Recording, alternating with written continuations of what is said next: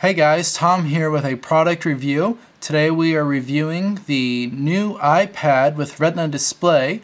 This is the model that was released in late 2012, making it Apple's 4th generation iPad.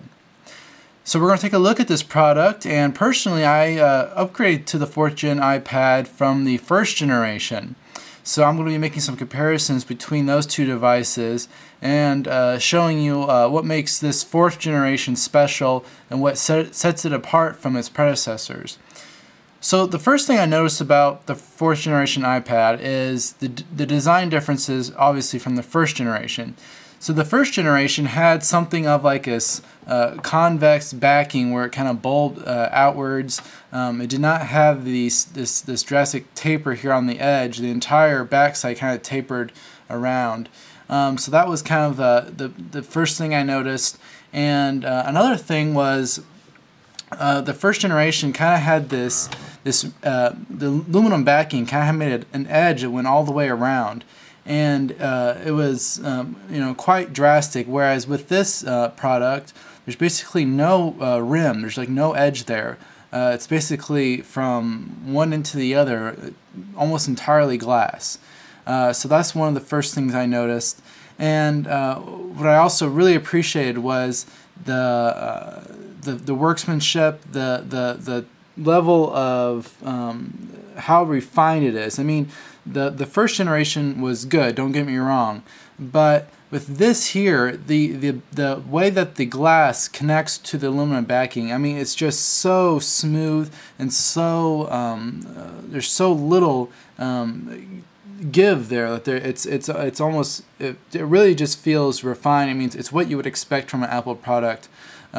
Being designed, being first class, and the quality of materials they're using. So, I mean, I was just really impressed with just how well that edge fits and how great that felt.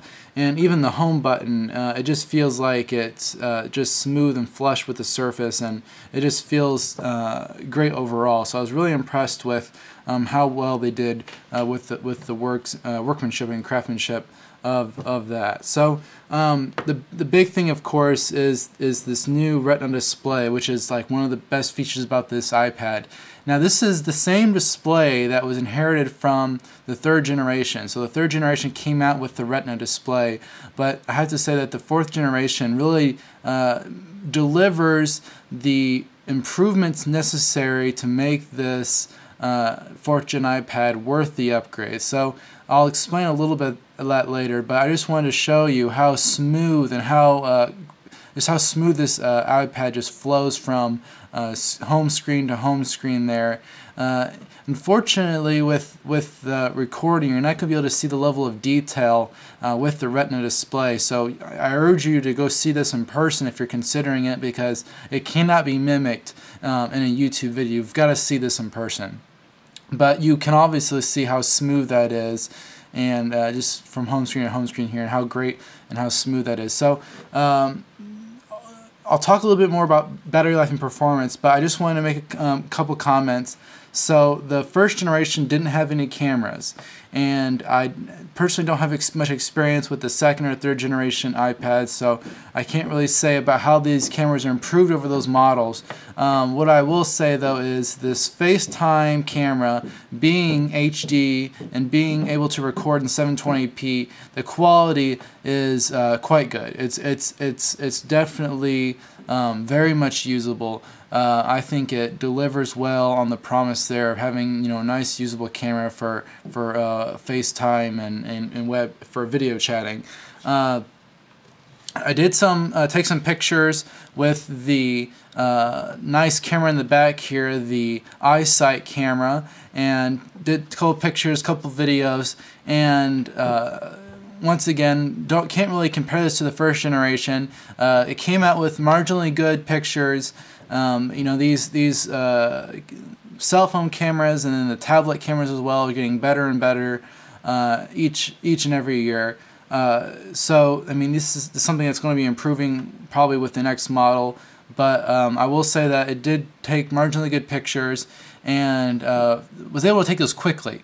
So there was some concerns that with the older generation, you weren't able to snap off those photos as quickly as you could. But with this new 4th generation, you're going to be able to snap photos quite fast. So overall, what can I say? I mean, it's great quality. It feels good. It looks good. I mean, it's what you expect from an iPad. But I wanted to talk a little bit about battery life and performance, because this is what really makes the 4th generation special.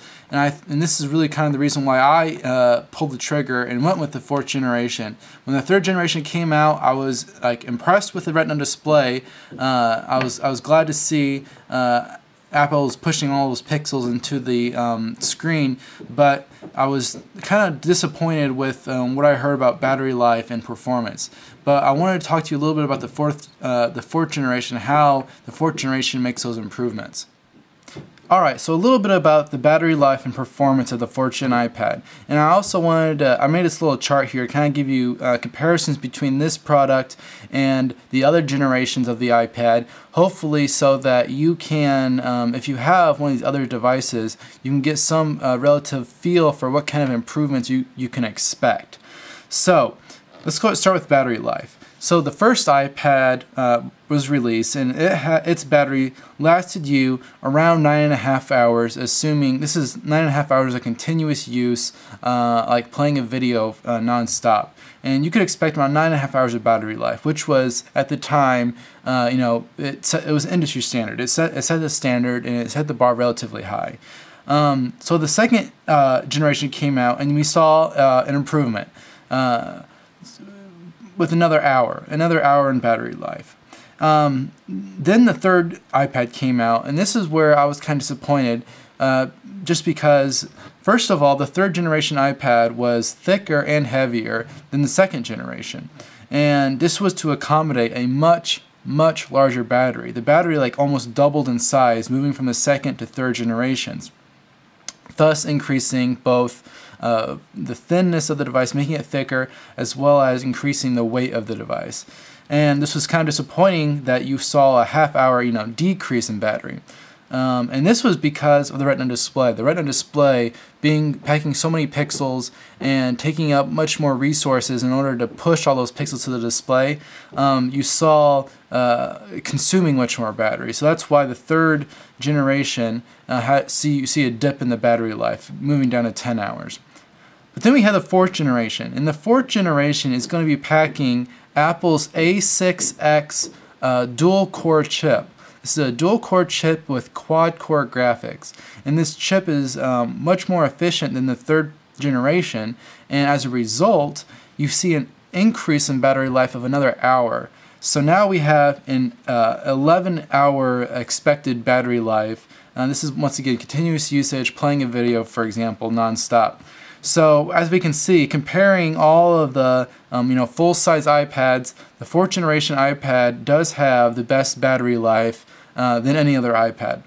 I say that being the full-size devices because now Apple's released the iPad mini, and the iPad mini has shown to be nearly a 13-hour battery life.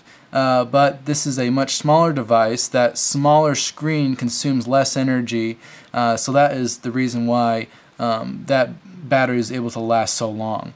So I wanted to talk to you a little bit about performance, and so once again we'll start off with the 1st generation iPad. The 1st gen iPad, the Geekbench performance clocked in around 442. Not the best, not so great.